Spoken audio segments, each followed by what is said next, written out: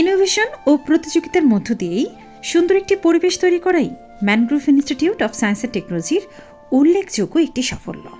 যথেষ্ট মনোযোগ দিয়ে কিন্তু আজকে অফিসের কাজ করার চেষ্টা করেছি, কিন্তু তার মধ্যেই স্টুডেন্টরা খুঁজে নিয়ে এসে তাদের প্রদর্শনী দেখানোর জন্য আমাকে ডেকে নিয়ে গেল।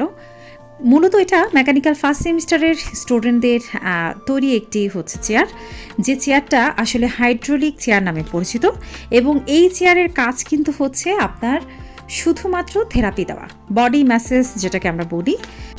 মূলত অর্থোপেডিক্সের সমস্যা যারা ভোগেন অথবা ফ্রিল্যান্সিং করেন, সারাদিন চেয়ারে বসে থাকেন, তাদের জন্য বডি ম্যাসাজের জন্য মূলত ওদের থিমটা ছিল এটাই, এই চেয়ারটা তৈরি করার। তো এটা কিন্তু আমার খুব ভালো লেগেছে যে ফার্স্ট ইয়ারের একটা স্টুডেন্ট তারা এখনই শুরু করেছে তাদের এই ধরনের কার্যক্রম।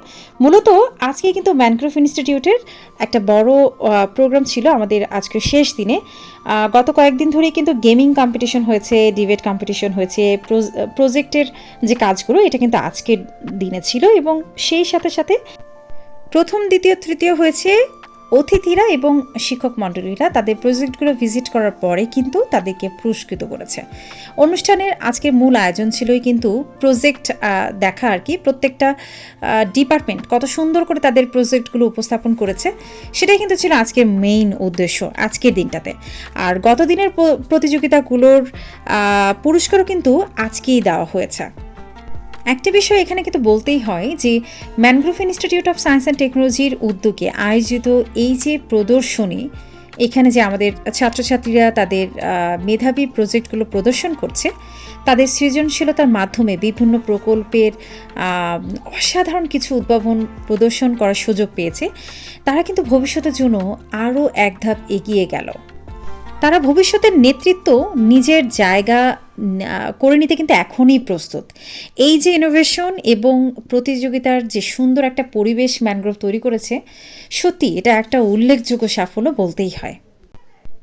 আমার কাছে আরও মনে হয়েছে যে এই যে প্রজেক্টগুলোর মাধ্যমে আমাদের ছাত্রছাত্রীরা আসল ইঞ্জিনিয়ারিং কাজের যে মূল ধারণাটা পাচ্ছে এবং প্রয়োগ শিখতে পারছে, এখানে শুধু কিন্তু থিওরিক্যাল জ্ঞানই নয়, বরং হাতে কলমে কাজের মাধ্যমে প্রকৃত ইঞ্জিনিয়ারিং দক্ষতা অর্জনের সুযোগও কিন্তু তারা তৈরি করছে। Mangrove institute of science and technology এমন একটি সুযোগ তৈরি করেছে যেখানে ছাত্রছাত্রীরা বাস্তব চ্যালেঞ্জের মুখোমুখি হতে পারছে এবং নতুন নতুন উদ্ভাবন করতে কিন্তু তারা অনেক বেশি আগ্রহী হচ্ছে। এটা আমি মনে করি শিক্ষার্থীদের ভবিষ্যতের প্রস্তুতির জন্য আসলেই কিন্তু অনেক অনেক অনেক কাজে দেবে। তো ফাইনালি উইনার হলো কে? উইনার কিন্তু হয়েছে এই প্রদর্শনীতে সিভিল ডিপার্টমেন্ট। তোমাদের জন্য অনেক শুভকামনা রইল। আল্লাহ হাফিজ।